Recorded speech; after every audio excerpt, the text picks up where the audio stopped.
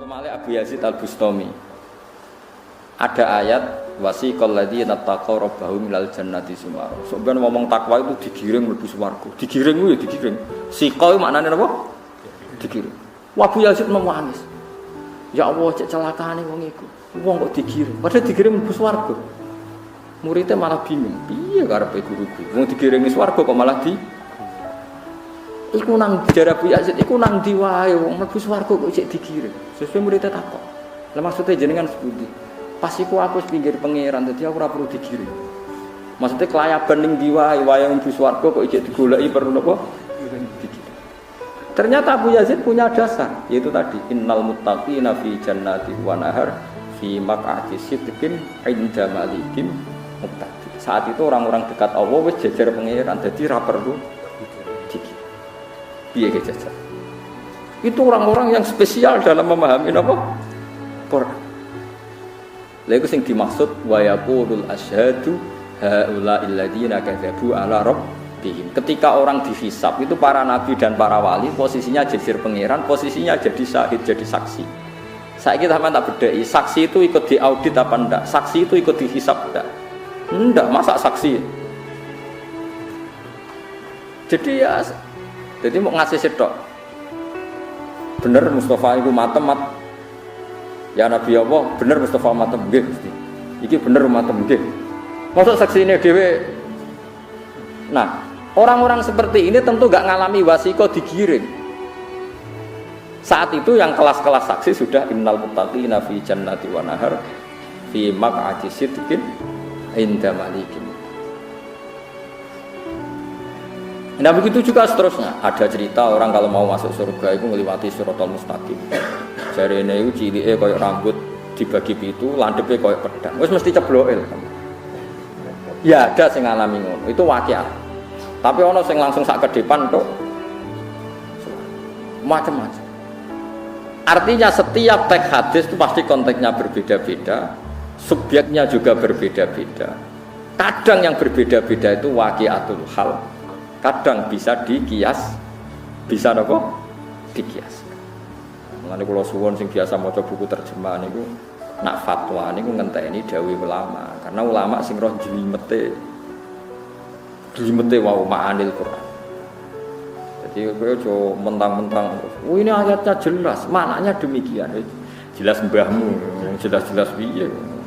Karena kita yang baca banyak.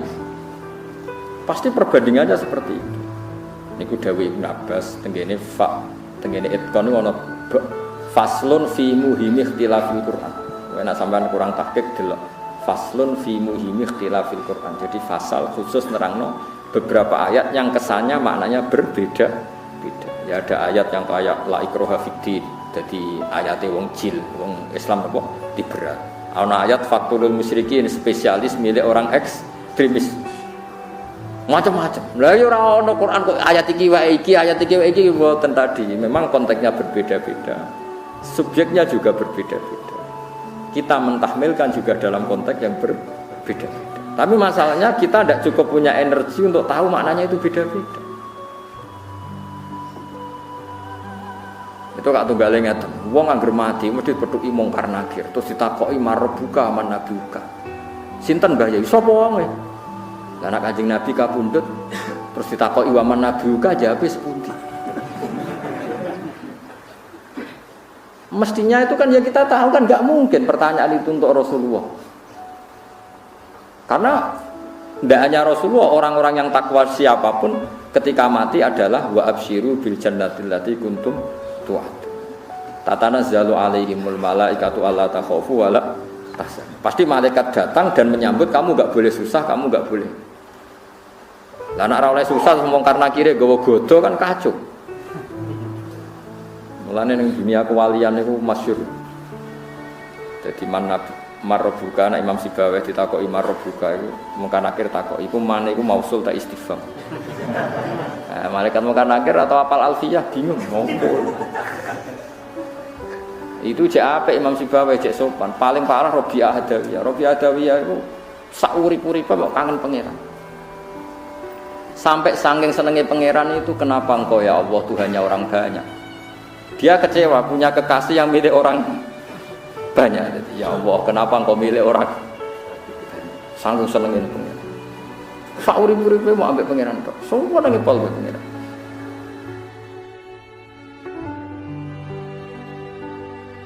Bareng ngono ambek malaikat mungkar takoki. Marbu. Pengiranmu ku sapa? Nangis. Ya Allah, bukankah zat engkau zat paling jelas? Siapapun harus tahu kalau engkau itu Tuhan. Niki kaulane jenengan takok jenengan sinten. Nangis. Ora bingung karena akhirnya ngadepi. Ya Allah, saya itu tidak pernah mengira di dunia itu ada orang yang masih mempertanyakan Tuhan itu siapa? Bukankah engkau yang adharu min kulli dzahir, engkau itu zat paling jelas? Niki kok saya tangkap jenengan niku situ. Nangis. Wani jawab. Karena malah dihanjuti memang kan. Itu orang-orang seperti ini tuh syuurnya sudah beda. Rasanya muamalahnya dengan Tuhan itu sudah beda. Ini orang-orang yang cara maknani Quran sudah pakai ahwal. Makanya ulama mengatakan ini sudah pakai ahwal.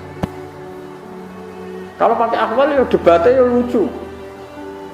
Ibnu Abbas itu kalau tawaf Ka'bah itu dia hanya menyium Hajar Aswad. Alasannya saya menyaksikan Nabi tiap tawaf hanya mencium Hajar Aswad. Jadi kotak yang 4 itu kan ada rukun Iraqi, rukun Syami, rukun Yamani, yang dicium hanya Hajar Aswad. Kalau Ibnu Umar semua rukun itu dicium.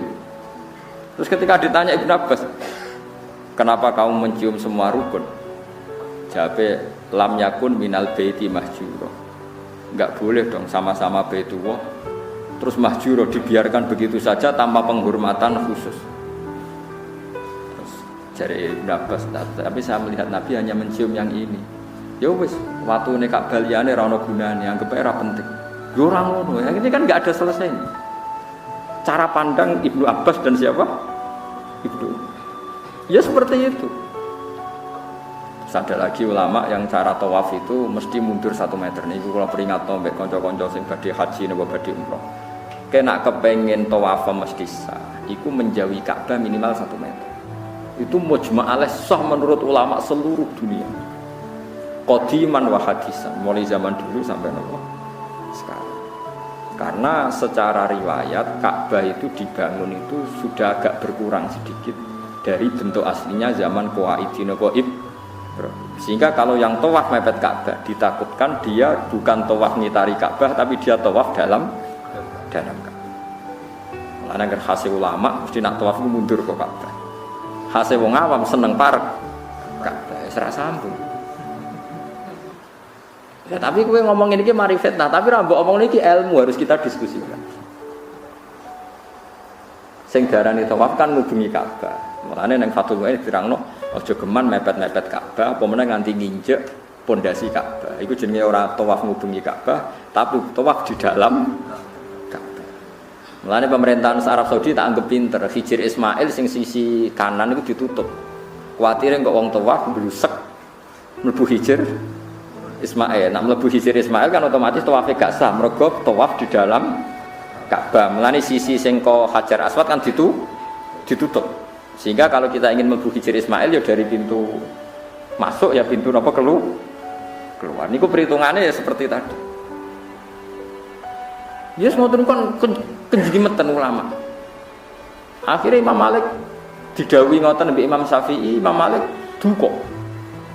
Ya Syafi'i kowe ora usah ngomong ngono. Ka'bah ora usah dirubah, wis ben. Tapi niku riyen bangunane ngeten, cara tarikh ngeten-ngeten, sekebel. Lah mungkin nek tiyang awam tawafe rasa mergo mepet Ka'bah. Ya ben ana bedane wong alim mbek wong awam. Jadi Imam Malik ganteng ya ben ana bedane wong alim mbek. Dadi kula bolak-balik tawaf ning Ka'bah tak titeni. Kula ora tawafe Habib alim sak donya, sampai wong alim terken.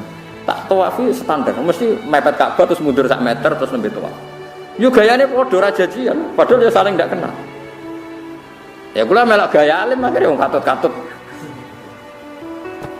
Tapi kira usah kecangkeman sok suci darani sing mepet Ka'bah ras. Wong pangeran niku luwih apik timbang kuwi.